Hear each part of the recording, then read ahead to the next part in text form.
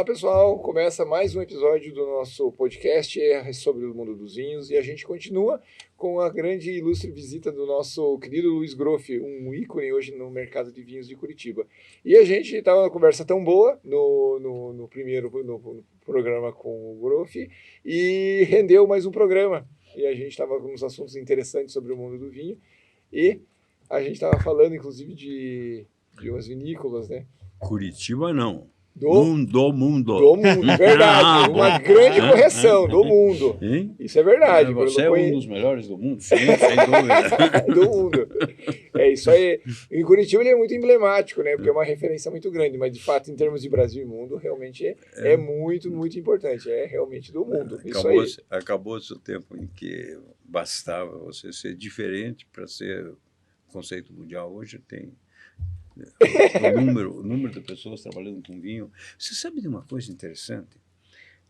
Até 1850, o vinho era a atividade econômica mais importante do mundo. É verdade. Tinha Por o isso algodão, que né? quando deu a praga do filoxera, houve uma imigração em massa para as Américas. Nos Estados Unidos, por causa da batata, das terras altas, né, da Irlanda, e no resto, por causa da uva.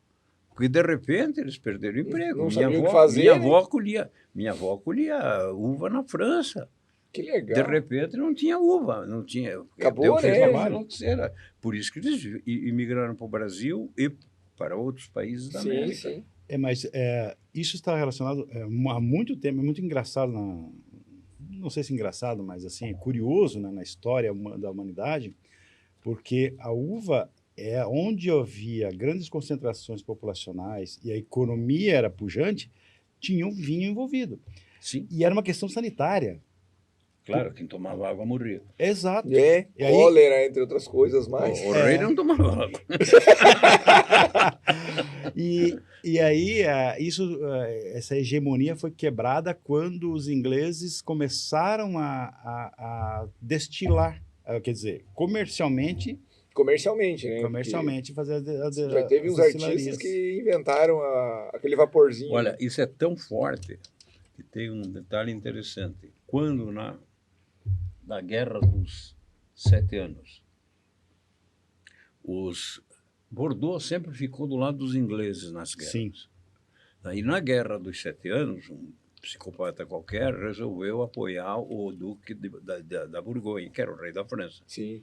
Imediatamente, os ingleses passaram a plantar uva no Porto. Verdade. No Douro. Né? Por quê? No Porto. Questão no de Douro, garantia. No Porto eles vendiam vinho. No Douro, eles passaram a plantar para se livrar da pressão de Bordeaux. E se você olhar mais para frente, quando os católicos começam a matar os protestantes, aqui até não precisava subcontratar, tá? Eles matavam direto. Não? Quando você começava a matar os protestantes fugiram para a Holanda, são os huguenotes. E os holandeses meteram eles no navio e despacharam para a África do Sul. E a África do Sul tem uma peculiaridade, não sei se vocês se deram conta, é muito curiosa, ela não tem população original. Os primeiros caras que chegaram lá eram europeus brancos. É, porque a língua deles... Depois é que eles trouxeram os negros de outro lugar. Porque era um deserto. Sim. E lembre-se que quando começou a ocorrer isso, teve a primeira guerra dos Boers. Boers eram como é que é? Os huguenotes. A primeira guerra dos Boers, Winston Churchill era correspondente de guerra lá, em 1900. Então, na primeira guerra dos Boers, e depois, imediatamente depois, eles invadiram de novo a África do Sul para assegurar o suprimento de vinho. Olha. Porque o vinho era estratégico. Ninguém vai para a guerra sem estupefacientes. Né? Hoje não. Hoje com coisas mais pesadas. Mas, então, num certo momento, né, com maconha. Sim. Então, ninguém vai para a guerra sóbrio, Não. Não. E, exceto o meu primo. Meu primo se alistou na guerra, porque era uma oportunidade de conhecer a Europa, de Olha, graça. Que ideia, olha que ideia Quando boa. ele entrou, quando a banda parou, quando a banda parou de tocar, você me jogar pela murada do navio. Meu O que Deus, eu estou fazendo aqui?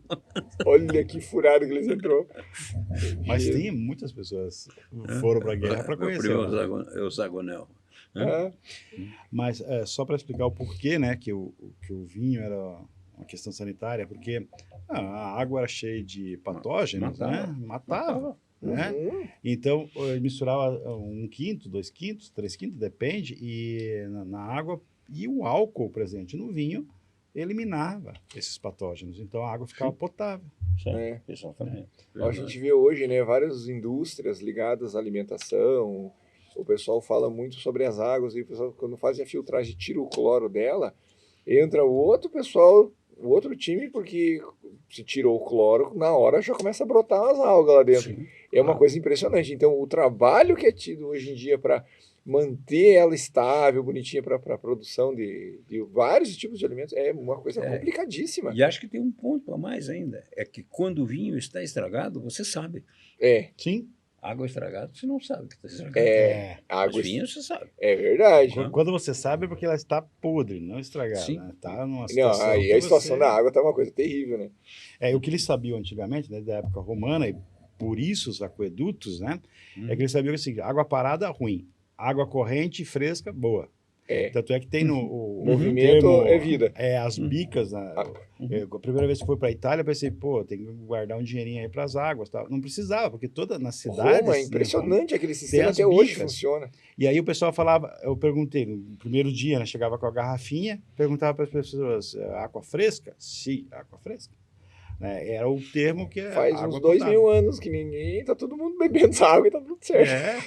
É engraçado porque uma das coisas que se falava muito era a fonte de água para fazer cerveja. É. Sim. Só que hoje a cerveja é feita com água destilada. É, totalmente tratada, zero, inerte. E sem geralmente coletada no subsolo. Sim. nada. É, de poço Não, mas artesiano. é irrelevante. Porque Não, Você vai tirar todo inerte. aquele elemento, né? É, Você arranca- é desmineralizada. É. Hã? Pode ser qualquer água, né? Agora, voltando ao vinho, né, eu acho o problema mais crítico nosso que é o imposto. O imposto é cruel. evidente que você não pode enfrentar contrabando e falsificação se você permitir que se importe vinho, que se importe vinho sem determinadas características. E quando você joga... Teve um secretário aqui, secretário do Beto Richa, um louco, Eu lembro, esse cara É? bem louco. Mauro. Totalmente. Esse cara, sabe qual era o imposto do vinho? 70%. AST. 70%? Mas como 70%? Aí ele não falava com ninguém. Eu fui falar com o Beto. Disse, como, Beto? Ele não fala comigo? Que história é essa? Daí o Beto ligou para o cara e pediu para ele me receber. Que Ele me absurdo, recebeu né? e disse para mim sozinho. Eu, por via das dúvidas, eu levei mais um lojista junto, porque depois ele vai dizer que eu falei isso, falei aquilo, eu quero, Uhum. quero alguém junto. E lá, pelas tantas, ele me ouviu e disse assim, se o que o senhor me diz for verdade, eu considero. Eu disse, Imagina. olha, você vai me desculpar. Eu sou muito velho para cair nessa história, tá? É. Porque essa frase é a frase que o presidente do Flamengo falou com o Paulo César Caju, quando ele assinou o contrato. Ele disse que queria luvas, e o presidente do Flamengo disse, eu considero o que você quer, não o que eu vou te dar. É. Imagina o cara. E é isso que você está fazendo. Então, sinto muito, para mim não serve essa história, tá? É 70% de é vergonhoso. ficou louco. Não, aquilo foi Mas, ultrajante. E daí Foi uma o que fez? Instalou o contrabandista. Mas criou-se aí Tá? O Mauro é quem instalou o contrabandista. criou um monstro, né? E eu chamava, eu dizia que ele era baiano, daí ele fazia uma notinha. Eu sabia que ele não era baiano. Ele fazia uma notinha no jornal, dizendo que ele não era baiano. Eu deixava. Olha, infelizmente, o vinho tem um inimigo muito poderoso, chama governo. Ah, sim. Na Você hora- vê, né? Estava lembrando da parte da produção. Toda a referência para produzir um vinho, você trabalha com as regras sanitárias da alimentação. Aí terminou, engarrafou, aí ele volta a virar bebida alcoólica, com a tributação ser totalmente diferente. Né? Você sabe que outro dia eu peguei uma garrafa de Gewürz. Eu sou fã de Gewürztraminer. É mesmo? Gewürztraminer. Hã? É, Porque é um vinho É. alemão feito na França. Hã? Então, e é aromático, né? Meu Deus, e como é esse- incrível. além disso, a Alsácia tem uma condição climática que desenvolve ácido lático. Então, Natural. a acidez do Gewürztraminer é lática, não é o ácido normal. Né? Tartárico. Ah, ela faz uma malolática ali? É ácido É o ácido málico. É o ácido málico, ele se transforma em ácido Málico, sim, você tem razão. Aliás, málico de malum, Malum, de mal, de uma ruim. maçã em latim. que deixa o vinho intragável. Malum é maçã em latim, né? Você tem razão, é málico.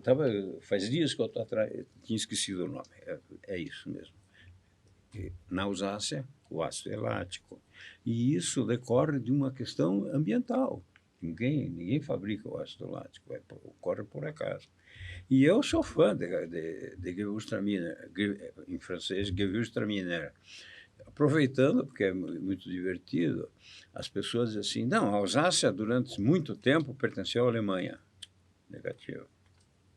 A Alsácia pertenceu à Alemanha desde a guerra que o Napoleão perdeu, o idiota, promoveu uma feira internacional, achou que podia invadir a Alemanha em 1776. As ideias de doido. Né? Atacou o Metternich, né? O Metternich acabou com eles em 5 minutos, acabou a guerra, né? E eles se recolheram na região de Nancy, o exército francês, ainda mais o exército francês recuou para um lugar que não tinha saída por trás. Meu Deus do céu. Então, o troço Foi. Neste momento, como indenização de guerra, a Alsácia foi incorporada à Alemanha e ficou até 1920, quando saiu. Mas de onde é que surgem todos esses nomes alemães? O Luís XI teve uma ideia diabólica. Ele importou suíços alemães e os colocou na Alsácia e na Champagne.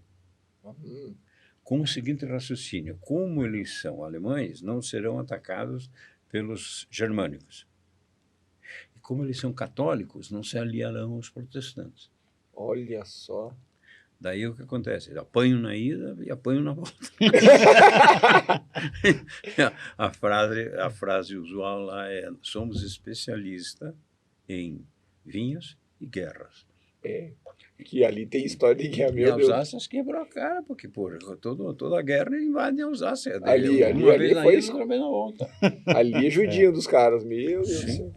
Mas é interessante porque está cheio de nomes alemães, e Champagne também, mas eles não são alemães, não, eles são suíços.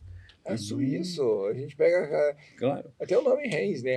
Hans, que o pessoal fala muito, né? claro. Que fica nessa dúvida, né? Em Sim. questão da pronúncia, né? É verdade. Né? Né?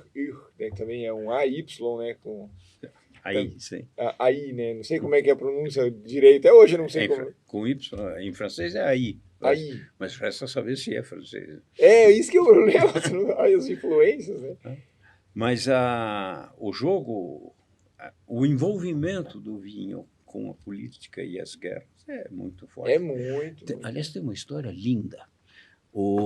Foi o filho do Drouin que me contou. Drouin é um produtor da Borgonha.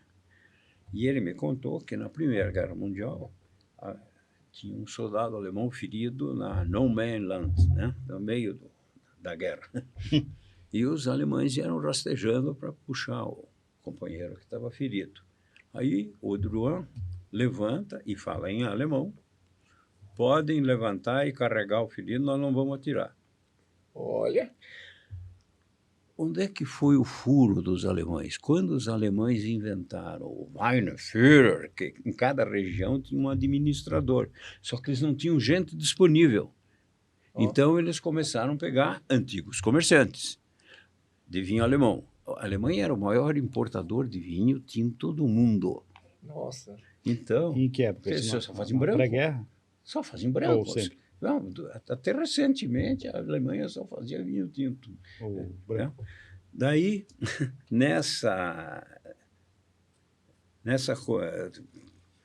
digamos, nessa posição, os alemães... bom, voltando ao Drouin, desculpe. Voltando ao Drouin. O Drouin, então, os caras saem carregando o ferido. Antes de mergulhar na trincheira, eles fazem o garde à vue, continência, para o Drouin. Uhum. Na Segunda Guerra Mundial, o Drouin escondeu um casal de judeus. A Alemanha designou os Weinführer, que era o coordenador do vinho. Em cada região tinha um Weinführer. Como eles não tinham mão de obra disponível, quem era jovem e tinha força ia para a guerra. Sim. Eles pegaram os comerciantes. Os comerciantes eram compadres, tinham feito festa de casamento junto. São todos amigos, Sim, claro. sim, conhecidos, Então, né, menos o da Borgonha. O da Borgonha entrava de cara fechada, não falava com ninguém, tá? Olha só. Aí, um dia, eles iam saindo da missa e o Drouin cruza com o Weinführer da Borgonha. E daí o cara vira para ele e diz assim: a Gestapo já sabe dos 2 judeus que você tem lá no teu Peixotó. Olha só. Aí ele girou, olhou para o cara, foi o filho dele que me contou. Primeira Guerra. Ele estava pagando, ele era um dos que estava tirando o ferido da guerra, e ele estava pagando a dívida que ele tinha com o Drouin por não ter atirado.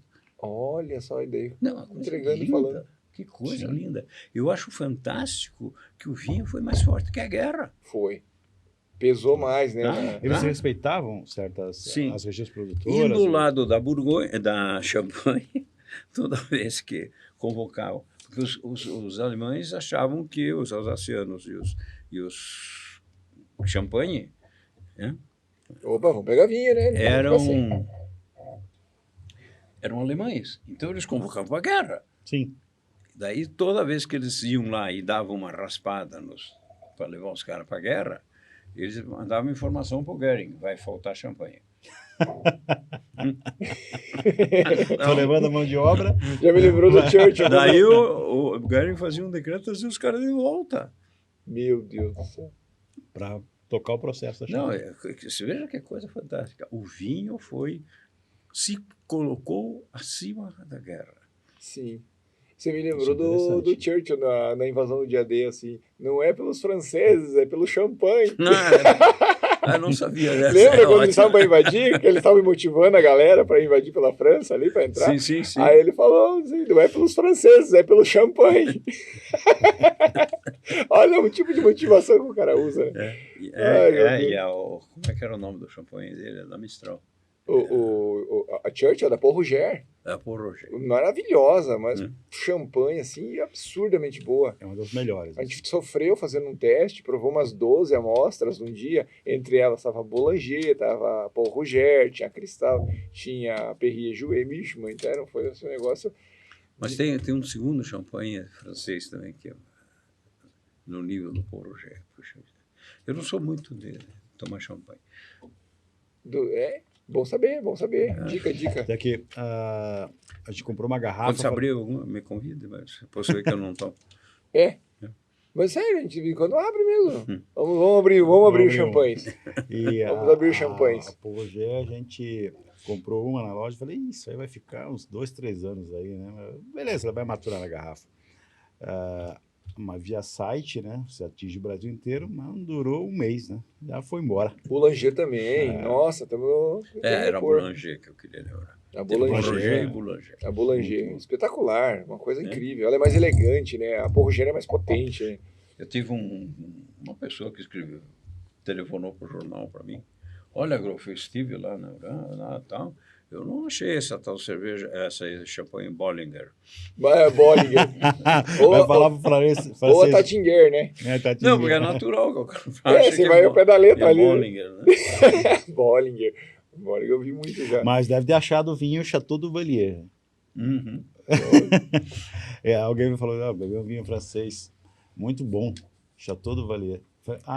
Você sabe um negócio que me incomoda?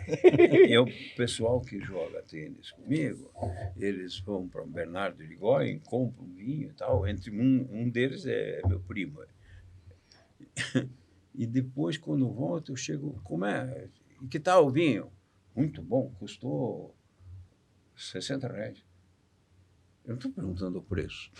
Você gostou do vinho? Mas é impressionante. Isso o que faz o vinho, na maioria das pessoas, é o preço. É isso. A pessoa está mais preocupada pela oportunidade. Nossa, consegui um vinho que aqui custa tanto, eu consegui por tanto. Mas não sabe se é bom ou não é bom. Fica por isso. É o de menos. Fica em segundo plano. O fato de ser o vinho que eu gostaria. É o preço. É o preço, a oportunidade. Tem um vinho. É isso que está na cabeça. Sim, você tem razão. Tem um vinho que é abaixo de 70, 60 reais. Falando em preço, só para posicionar ele, né? O rótulo não é bonito, mas ele é um vinho espetacular pelo que o que é cobrado. Ele entrega muito mais do que é cobrado. E tem outros vinhos que, para ocasiões de festa ou uma ocasião mais descontraída, e que o vinho depende muito da ocasião, eles são fantásticos, às vezes custa 30, 40 reais. Ou seja, qual o vinho ideal, né? Qual o vinho bom? Depende do momento. Vou te dizer uma coisa, eu tenho um vinho que tem um rótulo tirado de quadros da Frida Kahlo. Que legal. É muito... O vinho, o rótulo é lindo. Eu tenho certeza absoluta que a maioria das pessoas que compram esse vinho compra por causa do rótulo. Olha só. Tá? Uns compram pelo toque retal do vinho. Que tem o nome Frida Kahlo, nossa. E é interessante. Não, e tem esse caso que ele acabou de lembrar. O pessoal pega o vinho, não. A gente brinca, o toque retal da garrafa, né? Ele é bom porque o fundo da garrafa Aí é claro, cabe 2 dedos aqui dentro. É claro que o marqueteiro lá da vinícola, o cara do marketing, vai dizer, bom... Isso é uma lenda, né? Que as pessoas precisam entender que o fundo da garrafa, hoje em dia, não resolve de nada. É verdade. Tem garrafa que o fundo é maior. O fato de o fundo ser em arco dá-lhe uma maior resistência a esforços pontuais. Sim. Tá? Mas não ao ponto que as pessoas acreditam. Você tem razão. Simplesmente uma concentração maior de massa aí para aguentar impacto. Exatamente. Mas virou um sinônimo de o vinho é melhor porque é a tem qualidade. Isso. É o aspecto visual que denota a qualidade no vinho. Não tem, então ele não presta. Quanto vinho fantástico, maravilhoso. Acho que é mais que a rolha. Né? Não há razão nenhuma para ainda se usar rolha. É cada vez mais caro, difícil de encontrar. Está escasso. Está faltando árvore para tirar a rola. Eu escuto assim, mas esse vinho aqui é screw cap, é a rosquinha lá, né? Hoje em dia tem tanta tecnologia, né? Mas é da Austrália.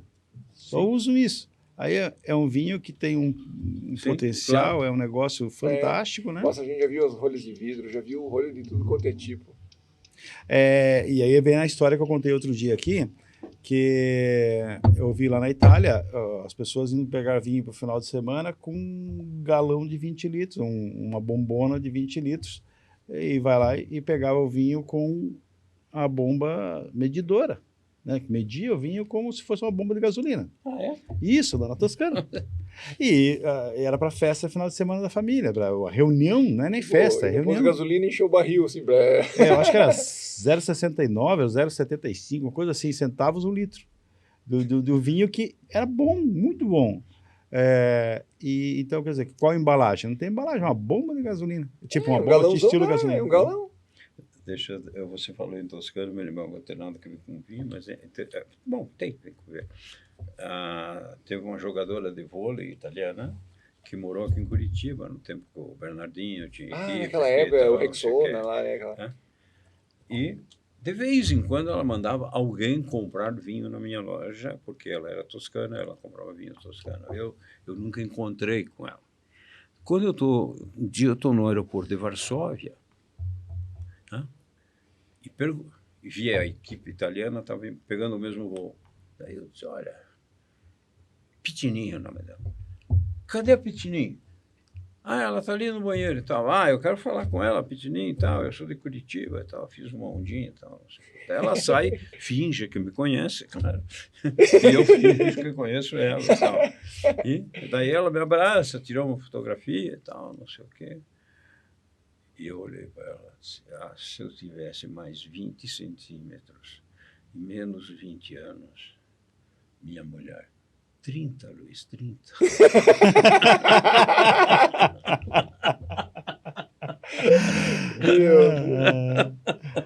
Boa, hein? Boa. Mas é muito legal. Assim. Eu lembrei de uma história, nossa, se precisar corta depois, mas da famoso encontro que teve aqui em Curitiba, da Susana Balbo, falando de barrica, falando dos vinhos dela. Meu Deus do céu, isso gerou uma confusão, gente. Meu Deus!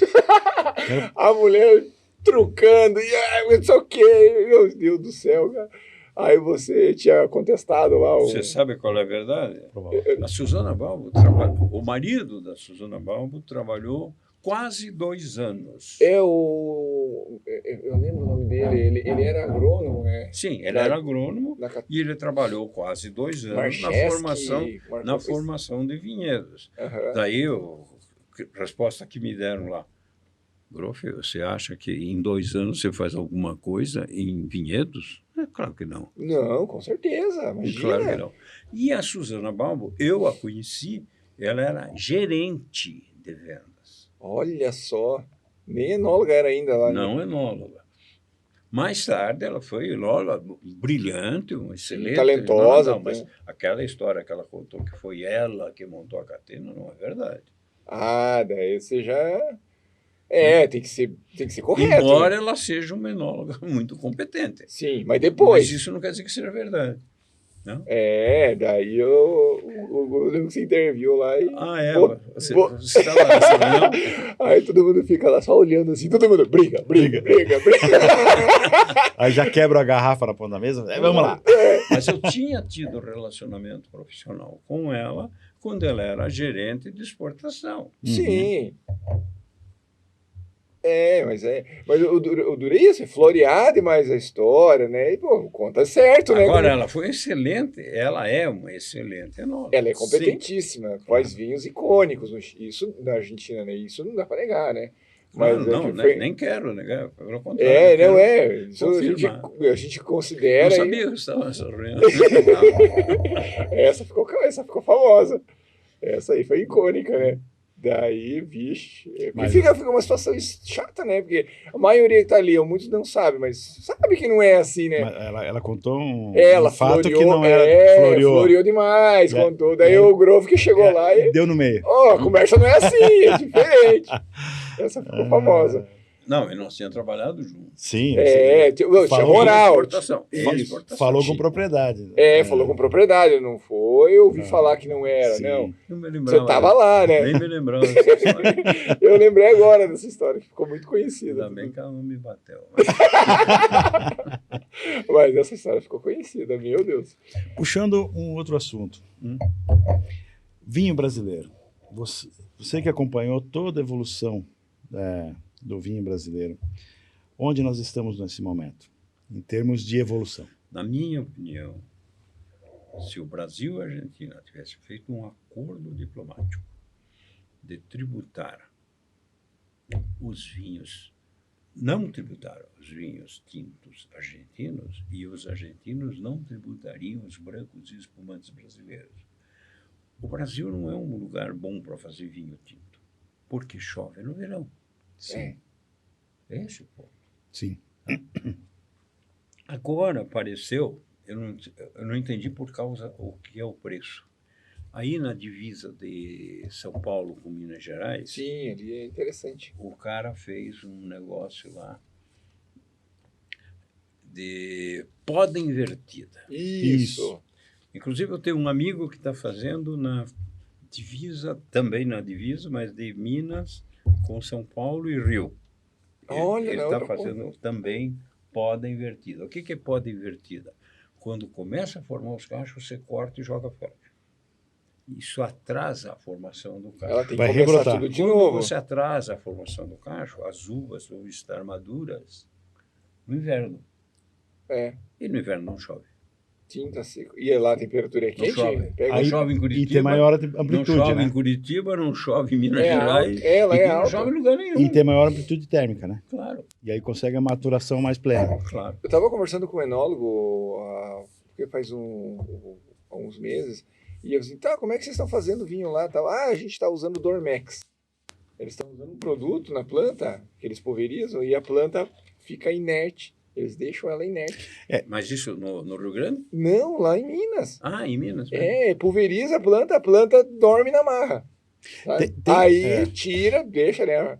Aí deixa ele passar aí a planta volta a produzir. Tem os produtos que eles passam, inclusive, Olha, para uva de mesa, Sim. que ela faz a maturação meio que... Porque normalmente a uva, um grão ele madura primeiro que o outro, um cacho primeiro Sim. que o outro.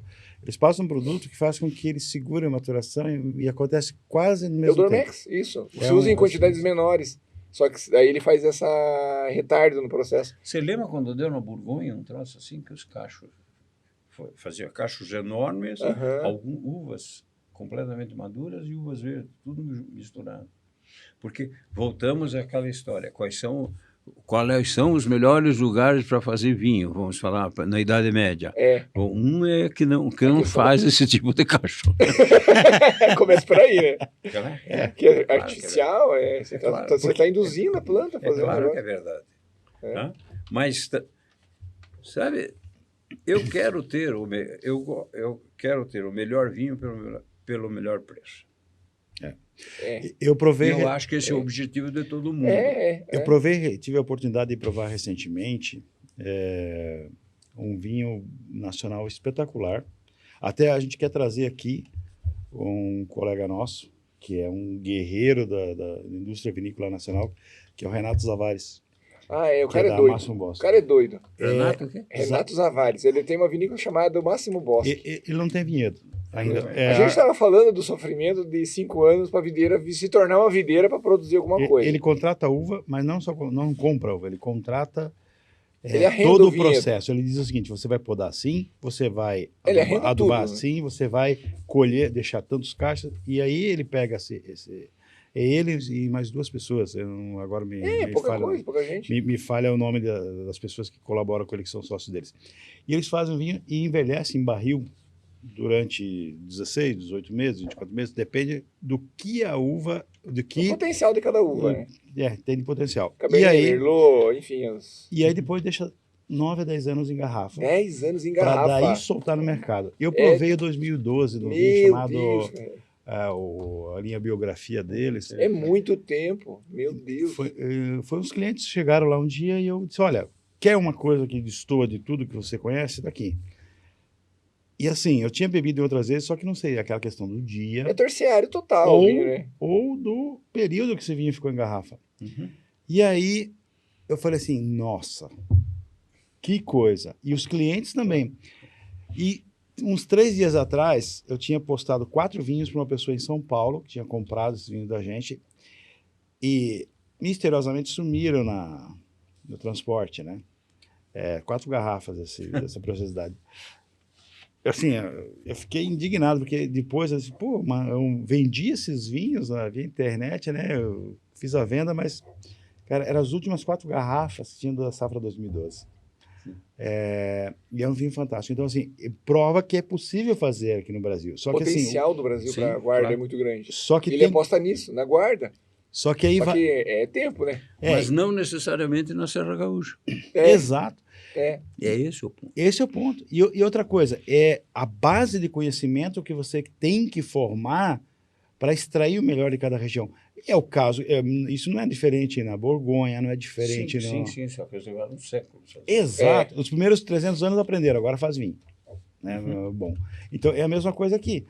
Tem que evoluir, né, para acumular conhecimento, técnicas, e descobrir quais as cepas, ou até desenvolver uma cepa nova, sei lá, Claro.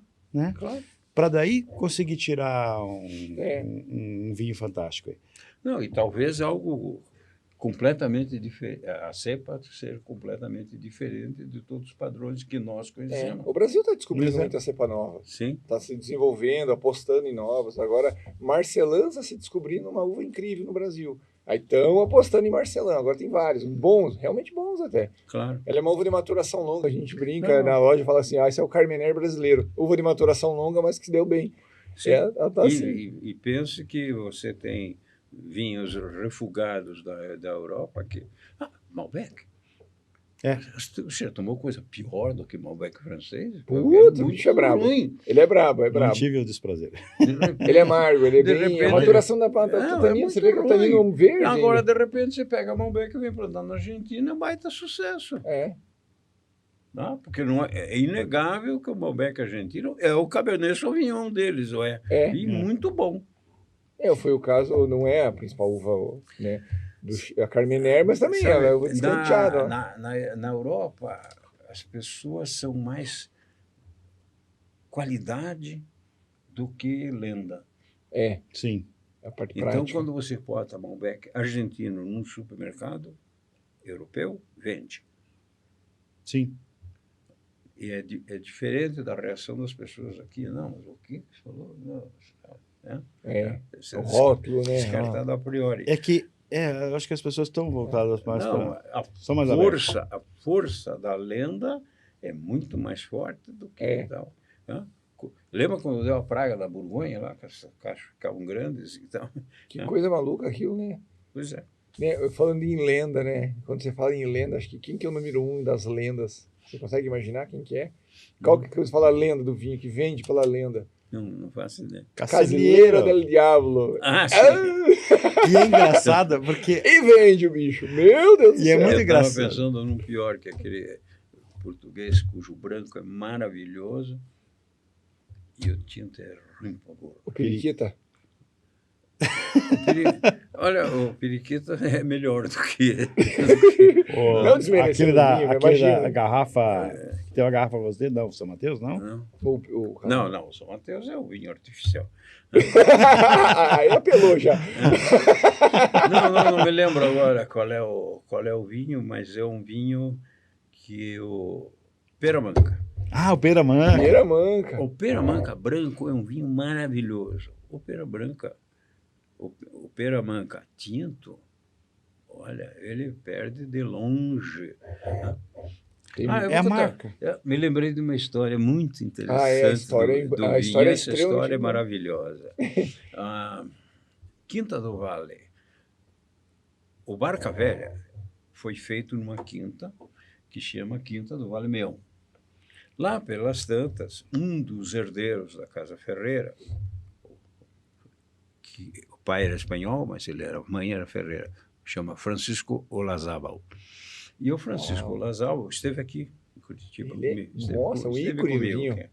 E O cara, meu Deus. quando a Casa Ferreira foi vendida, ele tentou ficar com a marca Barca Velha, porque a Barca Velha foi uma invenção do Nicolau de Almeida, e consta lá nos anais, né? Todos já morreram, então são pessoas que contaram para mim, né? O Nicolau de Almeida quebrou a ferreirinha indo buscar gelo de caminhão todo dia para Meu manter a Deus. temperatura baixa na fermentação. Pelo amor de Deus, né? Que serviço, hein? E o Jorge Ferreira, que era meu amigo, pianista, morreu num acidente. Né? O Jorge Ferreira, sempre que falava do Nicolau de Almeida, ele, puta, mas esse cara me quebrou e tal, não sei o quê. Bom, Que é um ranço. aí eu vou, Quinta do Vale Meião, o Barca Velha atravessou o rio, foi para a margem direita. Direito. E a margem esquerda, eles não quiseram vender a marca, e a margem esquerda ficou para o Olazábal. A mulher do Olazábal, a Zita, era filha do Nicolau de Almeida. Olha. E daí um dia ela me conta a seguinte história. O pai, o o Nicolau de Almeida era um homem muito austero com a família, com os de fora e tal. Ele foi meu patrono quando entrei na Confraria do Vinho do Porto, e quando os caras faziam aqueles ritos, saíam andando em marcha e tal, ele virava para mim e fazia assim. Ah, é verdade, eles andam pela cidade com a capinha, né? Lá Mas todo- ele dava risada. E ele dava risada da história e olhava para mim e fazia. Bom, depois de feito, então, toda a pantomima e tal, o Nicolau de Almeida chega um dia para a filha, que era uma menina, e para os filhos, são gêmeos, e diz o seguinte: olha, eu tenho um irmão gêmeo.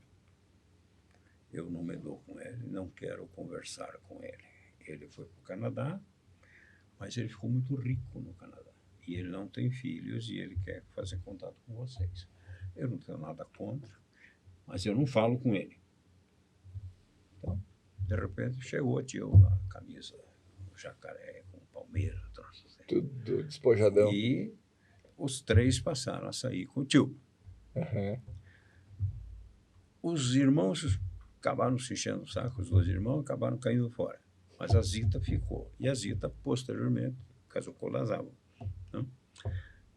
E quando ela me contou, ela já era casada. Claro. Aí, um dia ela chega e descobre que o tio não existia. E? Era o Lazaro, era o Manuel de Almeida, que se disfarçava no irmão dele. Ele Meu criou um Deus, personagem. Saía com ela. E saía ela, tipo, umas coisas que eu contei de namorado para ele. Que coisa Ela maluca. levou 2 anos. Achava 2 que- anos 2 anos. com essa história. Até eu vi no clube ela disse, uma indiscrição no clube é que eu descobri que ele não existia. Ô, Que era, louco. que era meu pai. Era o próprio pai se passando por E ela me disse uma das frases mais duras que eu ouvi na vida. Eu tive luto. É duro, hein? Nossa, Eu que tive coisa luto. doida. Tá?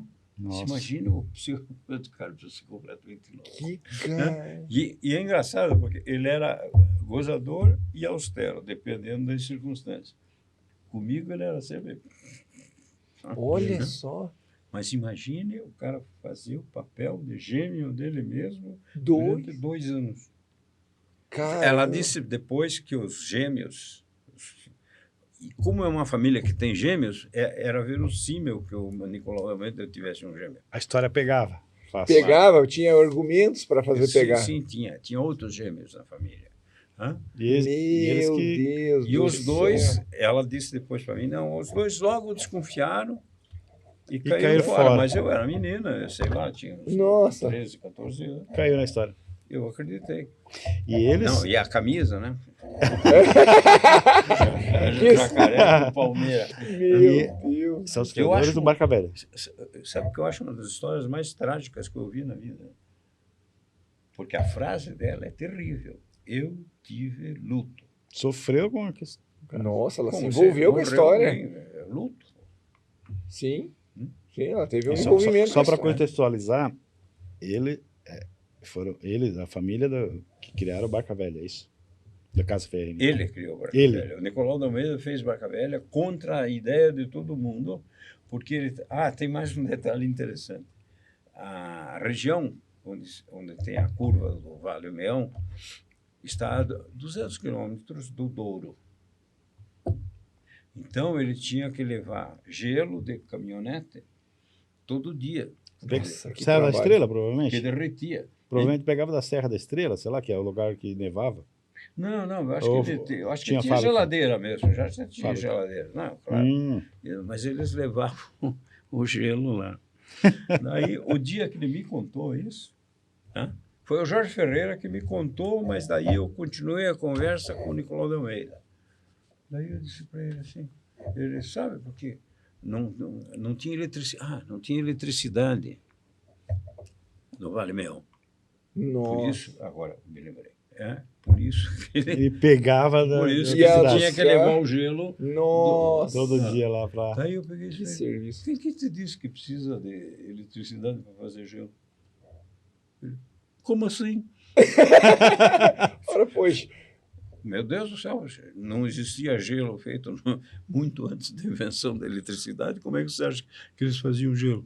Com uma máquina, com expansão química. É. Ô, raios. Eu, raios, nunca pensei nisso. Nunca pensei nisso. E daí eu me toquei de uma coisa interessante, né? Eu sou engenheiro, eu tenho uma formação polivalente. Então, se você me lançar no deserto Saara, eu tenho que fazer gelo, eu dou um jeito. É verdade. Ele não, ele é um especialista.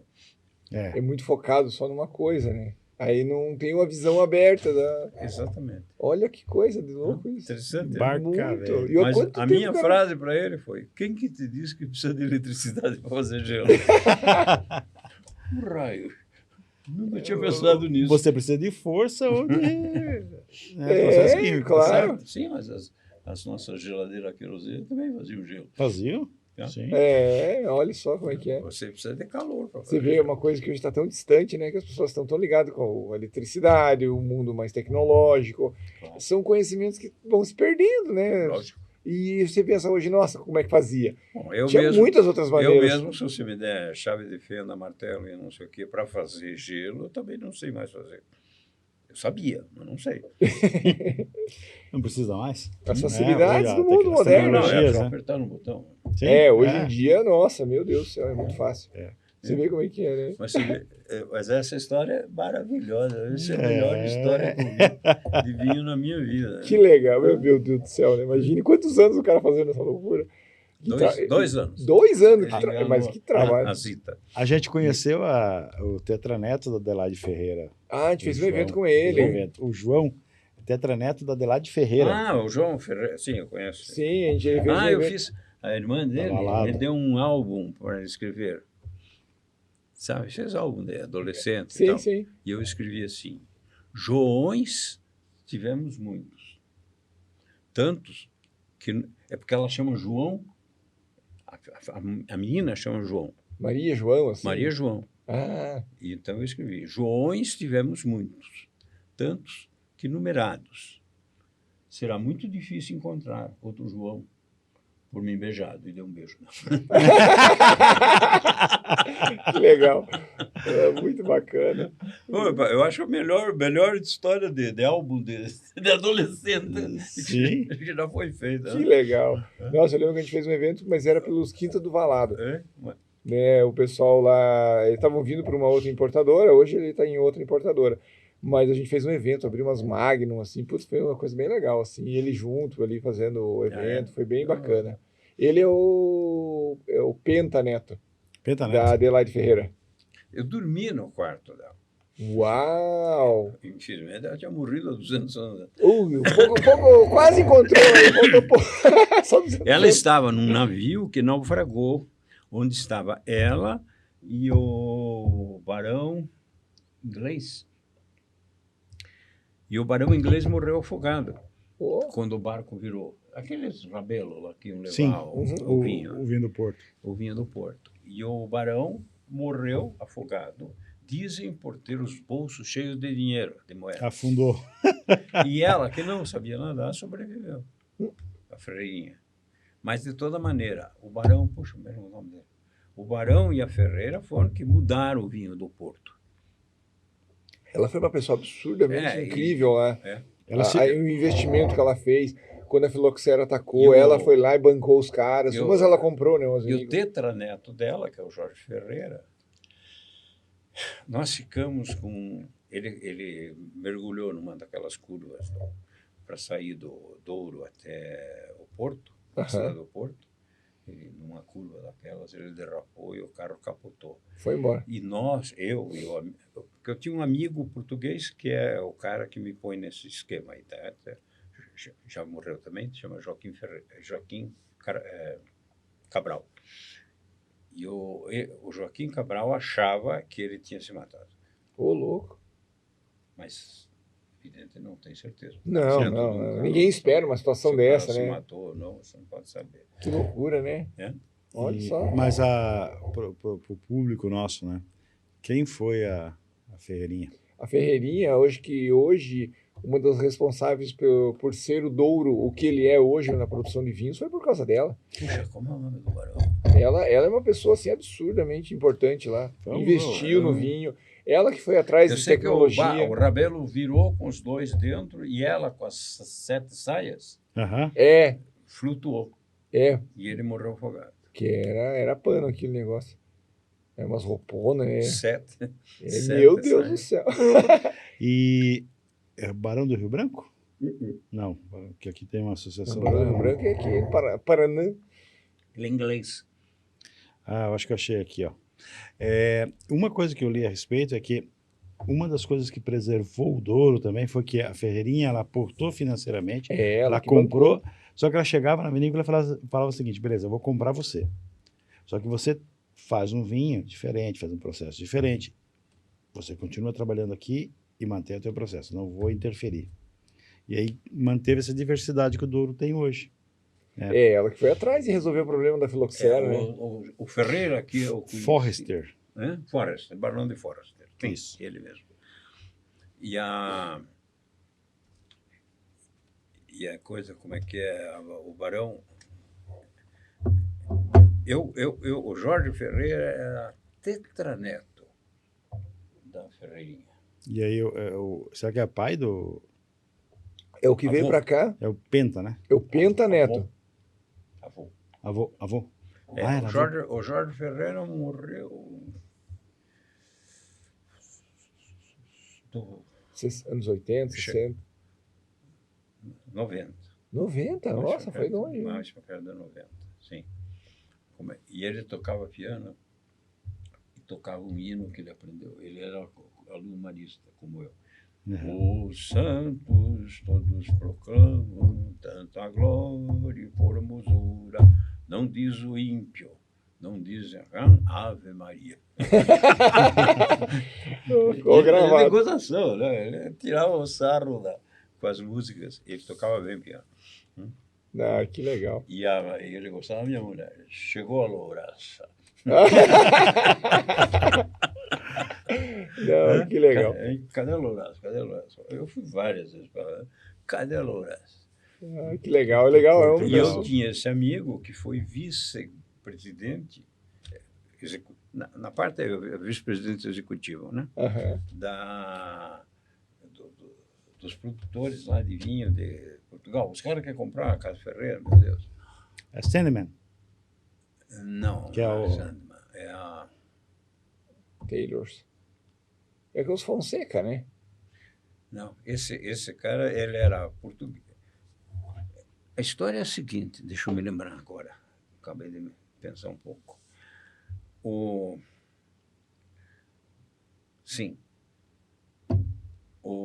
Esse meu amigo, Joaquim Cabral, ele era um cara que tinha carreira política um pouco e tal. E daí eles ofereceram para ele a presidência desse Sobrap. De um produtor de vinho. E eles tinham estudado todos na escola. Agora eu me lembrei da história. Eles tinham todos estudados na mesma escola de engenharia do Douro, do Porto. Do Porto, todos eles. E quando eles quiseram comprar a Ferreira, eles não conseguiam fechar o negócio com o Jorge, porque cada vez que o Jorge ia, o Jorge mudava o preço. Aí é difícil, né? Aí o Jorge um dia se queixou para o Joaquim. Se queixou para mim. Eu contei para o Joaquim. Meu Deus, teve que fazer. Está acontecendo lá, assim, assado e tal.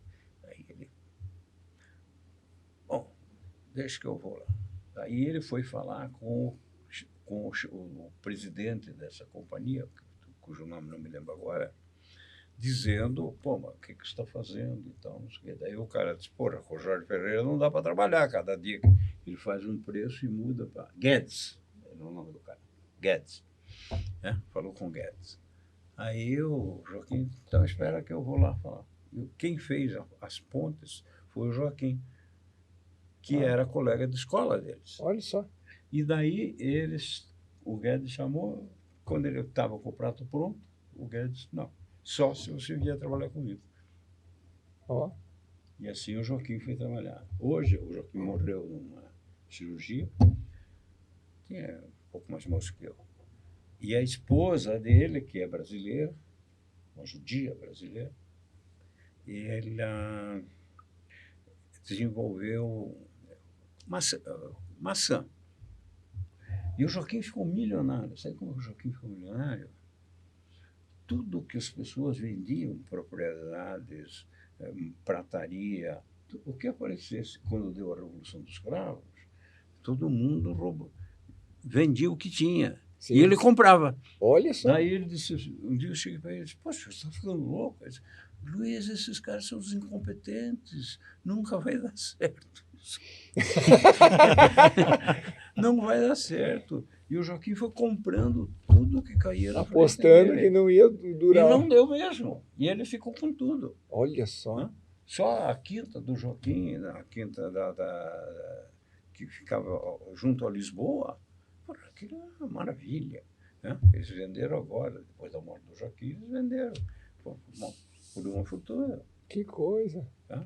Mas o interessante é essa, ele comprou tudo que caía na frente Que dele. ele tinha oportunidade. Louças, cristais, talheres, o que legal, isso, né? ele comprava. Que coisa incrível, né? Inclusive, ele comprou a quinta no Dão, Aham. onde a família faz, o filho dele que toca agora, maçã. Ó, maçã. Ele veio aqui, inclusive, eu prestei meu carro para ele, porque ele veio aqui e foi bater nos produtores de maçã. Sim. Que legal, ali em São Joaquim. Porque né? o que se chama de grande produtor, em Portugal, é um pequeno produtor no Brasil Sim. Sim. de maçã. Né? Olha só que legal. Foi Bom, muito- gente. Eu tinha esquecido disso. A gente está chegando ao fim do Tudo nosso bem. programa. A gente é muito feliz em ter aqui o nosso querido Groff contar um pouco das histórias do mundo do vinho, as grandes personalidades do vinho que ele conheceu. Para nós foi uma honra tê-lo aqui para compartilhar um pouco das histórias. Né, a gente também aprendeu um pouco mais, né, do mundo do vinho, das pessoas do mundo do vinho. Então a gente é muito feliz, muito agradecido e honrado pela sua visita. A gente agradece mesmo de coração. E deixa eu aproveitar para fazer uma poesia. Claro! Quando eu estava com o Idelson Santos fazendo um jornal sobre vinho, sobrou um buraco. Aham. E daí ele falou, como é que nós vamos preencher esse buraco aqui? Eu disse, botou uma poesia aí.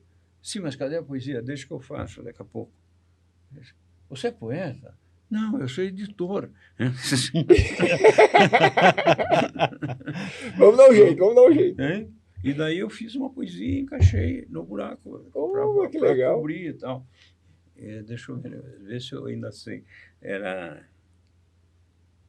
No meu cantar, o amor é interdito. Cantar a flor, diz o editor, não te permito, exceto de papel, na janela do bordel. Muito bom, muito bom. Não, Muito e foi bom. feito... Não, você fez antes? Nunca. Você fez depois? Nunca. Foi agora. Acabou de É o que nascer. passou na cabeça. Ah, que Você, legal. então, você é poeta? Não, eu não sou poeta, eu sou editor. Mas você resolveu. Se precisar invadir o Paraguai, eu invado o Paraguai como editor. É isso aí. Gente, muito obrigado mais uma vez pela audiência, os amigos que mandam os feedbacks para nós aí a respeito do vinho. E nunca deixe de seguir as páginas, por favor. Né? É isso aí. Obrigado, até a próxima, gente. Valeu, até a próxima.